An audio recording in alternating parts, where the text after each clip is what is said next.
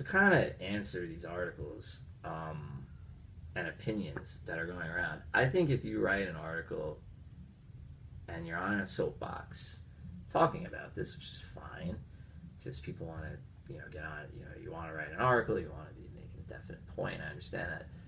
Please, by all means, have a plan accompanying your article explaining what the Marlins should have done this offseason that would have led to them contending. And not only that, because we're in an era of analytics. A lot of the columnists right now are well versed in analytics. So by all means, explain how such moves the Marlins should have made this offseason that didn't involve rebuilding could have led to them contending for 3 to 5 years. Because no one wants to just drop a bunch of money in one offseason to try to win a wild card and then be left holding the bag 2 years from now, still with no farm system to speak of, aging pitchers that you just gave huge contracts to that you're praying are going to stay healthy while they make $20 million a year because you got to try to win 88 games in 2018. And Giancarlo Stanton about to opt out of his contract if he's healthy in 2 years, after the 2020 season. And explain to me how that would have been a good situation. Because if you think the Marlins should have kept the team together that they had, right? If you think that, then you obviously think they were going to contend this year, right? And then how are they going to contend this year? So if you think they should have kept the team together, they should have kept Stanton, not traded him. Should have kept Ozuna because they didn't get enough for him. Should have kept Yelich even though they got a decent haul for him. But if you believe that, you also, for your point to have any intellectual weight behind it, you also have to believe that they could contend. So what did they need to contend? That's the question. The problem with the Marlins, okay, pre-new ownership group coming in, because it's something they're working on right now, is that they had no farm system to speak of. Organizational failure in the farm system.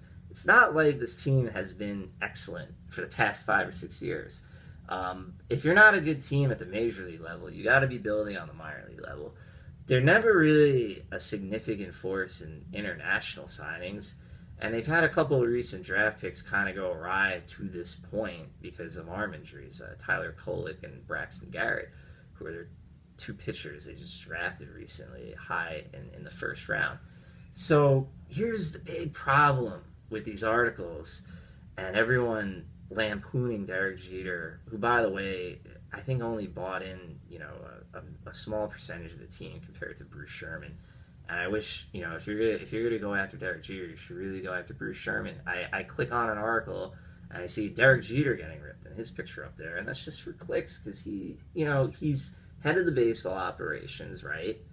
But he's not making the ultimate decision, aside from the players being brought in, and he's collaborating with Gary Dembo and Michael Hill on that. But, just point your finger at Derek Jeter is pretty weak. And to put him on the front page or to make that the main photo accompanying your article so people click on your article, it's pretty lame. It really is. But anyway, I would love for these articles to have an accompanying plan for how this team is going to be good in 2018. Because here's the thing. They need pitching at the major league level. Wei-Yin Shen's been injured. He might have a decent year this year, but you can't exactly count on him going into 2018. Adam Conley's talented. He's coming off a very, very rough year, right? Jose Urena, I doubt.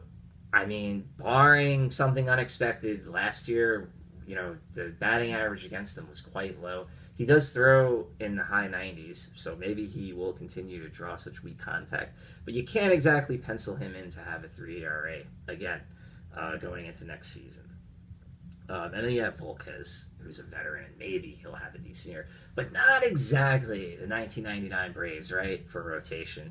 So if you're keeping the team together, you do have a good offense. You have a pitching staff that allowed over 800 runs in the National League last year, which is putrid. You have starting pitchers that you really can't rely on going into the year. And by the way, you also have a bullpen where the previous regime sunk a combined like $18 million into Junichi Tozawa and Brad Ziegler as relievers, not to pitch very well. So the bullpen's no great shakes either. And you also traded AJ Ramos, so you need about. I mean, see, that's the insanity of these articles, because when you take a step back and actually look at the situation, the Marlins would have had to add, to try to contend next year, to legitimately try to contend next year, they would have had to add about 3 starting pitchers, 2 on significant contracts, 1 cost controlled in a trade. I didn't mention Dan Straley. He's a good pitcher. Okay, so they do have 1 basically reliable starting pitcher going into next year that you can kind of count on to give a ERA plus of over 100. Not that those guys can't do that, but again, you're rolling the dice, hoping any of those other guys have a good year. Maybe they all will, maybe they all won't. But anyway, yeah, you need about 3 starting pitchers. Like I said, 2 of which you got to spend a significant amount of money on, and you need about 3 relievers. I know, by the way, relievers are more expensive now than they've ever been in the history of Major League Baseball on the open market. Okay. Now, here's the thing. You might say, okay, they could have contended if they would have done all that. And I agree.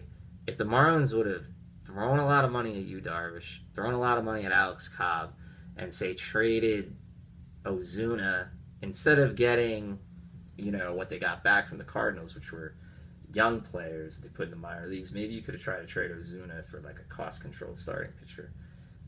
Maybe you could have tried trading him for like Chase Anderson, because the Brewers seem keen on upgrading their outfield. Maybe you could have traded him for someone of that ilk, a young cost-controlled starting pitcher. Maybe if the Diamondbacks can't bring back JD Martinez, they would have done Ozuna for Taijuan Walker. Who knows? It's all, whatever. And if you would have done that, you probably might have had an excellent team. But it would have cost a lot of money. And it also probably wasn't going to be sustainable beyond a 1 or 2 year window. Okay.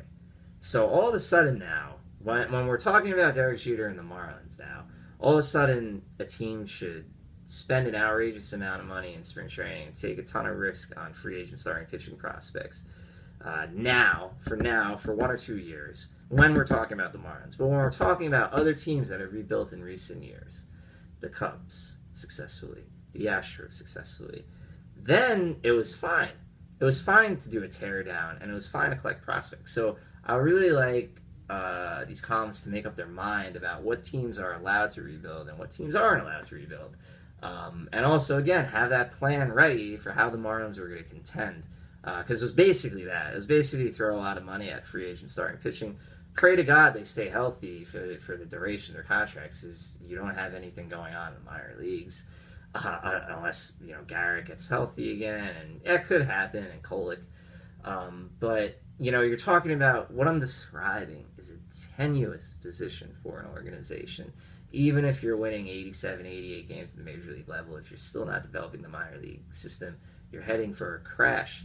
And then all of a sudden you wake up and it's 2020, and your big free agent starters are in year 3 of their contracts, and maybe one of them's injured or one of them's underperforming, and Stan's about to opt out, and Ozuna's going to leave as a free agent, and you have all this stuff going on. You can't afford to pay him either, because you signed these guys a couple of years ago to huge free agent contracts, and your farm system still hasn't really developed, because the drafting, the major league draft, and the international signings, if the Marlins do pick that up under the new regime, it's not going to reap immediate dividends. That's where getting an infusion of talent via trades really pays off. So, and I would love if anyone wants to comment underneath. Feel free. I'm not trying to be... the Queens is coming out of me right now. I'm sorry. I'm not trying to provoke any potential listeners I have out there by any means. Thank you for listening if you are. But please, have a detailed plan for how this team is realistically going to contend. Because I feel like it's like what fans and columnists sometimes look at when they're hypothesizing a team being good sometimes is that all the bad things that happened last year are not going to be as bad as they were, and the good things are going to continue. And that's the problem with that, because you can make the argument, well, if you pair a free agent starter with Urena, you're gonna have a solid like 1, 2, 3 with Straley, but what if Urena doesn't pitch as well? This year you can't just assume. You gotta have flexibility. That's the thing. You gotta have flexibility. You gotta have options in the minor leagues. You gotta have plentiful depth in the minor leagues because a lot of things are gonna go wrong that you aren't expecting to go wrong on a baseball team. Injuries and underperformance happen. Surprises happen. Good surprises happen and bad surprises happen. And you adjust to both accordingly.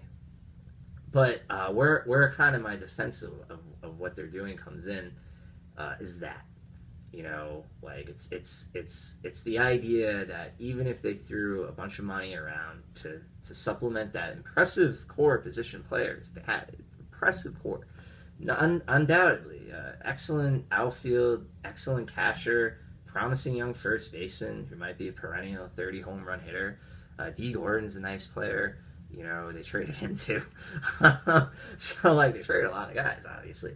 It's still, even if they had done that 2 years down the road, 3 years down the road, it might have resulted in some fun baseball in 2018 and 2019, but the check was going to come due at some point, and I understand it's upsetting to see all these talented players dealt, but see, it's easy to look at what Jeter and the Marlins are doing right now, and Michael Hill and everybody else, and Macari Dembo, and especially if you're a Marlins fan, you're seeing this new group come in, right? And it's easy to look at that and say, they're taking away all our players. and screw these guys, which is a totally understandable emotional reaction. I'm not saying that it's not valid. There's validity to that emotion because I'm sure that it's frustrating. It's also frustrating that they also came up with all these players and the previous regime couldn't really put a good team together. And obviously, the tragedy of what happened with Jose Fernandez, which is a whole other level, in this situation. It's a whole other, factor in everything that's going on, and it kind of almost goes without saying while talking about the Marlins pitching, obviously. But what they're trying to do is, Gary Dembo is a great baseball guy, They're trying to build a foundation for the team that's sustainable, where there's going to be 2 or 3 years of pain, but then by 2021, with the accumulation of pitching talent that they have acquired in trades, and maybe a couple of the position players panning out, combined with drafting high this year, kind of high this year because they won about 77 games, but probably drafting really high in 2019, probably drafting really high in 2020, where you can really add impact players and you're drafting at the top of the first round and even at the upper edges of the second round, like Lance McCullers is a recent high second round pick who is fantastic. You can build a great base of talent. I mean, and you don't have to look far to see recent examples of that paying off. You just look at the Chicago Cubs and look at the Houston Astros. And that's kind of like my spiel on it. But when you look at what and give Michael Hill credit because he was there when they traded AJ Ramos, and I really like the pitcher they got back. I'm sorry, I couldn't remember his name, but he's Mirandy Gonzalez, who was in low A and high A last year, and they got him back from the Mets, and he's undersized right-handed pitcher. He had 103 strikeouts, 130 innings, but 26 walks, 130 innings. Very, very impressive. And they got him for AJ Ramos just to start. But then you look at the guys they've added this winter. I like Zach Gallen a lot. I like Alcantara, even though I'm not sure if he's going to be a starter or reliever. I think Guzman might be a ace-level starter, possibly, if it pans out. And they got him in the Stan trade. And they also got a nice pitching prospect, nice right-handed pitching prospect back from the Mariners. I'm kind of blanking on his name right now. But they've... and they also had... even with Braxton Garrett and Kolek being injured. And something else about those injuries, too, man. Either they could have... If both those guys would have panned out right away, then you would have an argument to say, just keep this core together, and these guys are come up and supplement them on the pitching side. But because they got hurt, you can count on them. And also because they got hurt, and they still might be good pitchers, especially Garrett, because he pitched pretty well before he got injured last year. But because they got hurt, they're also not chips you can trade. They had nothing to trade other than the position players.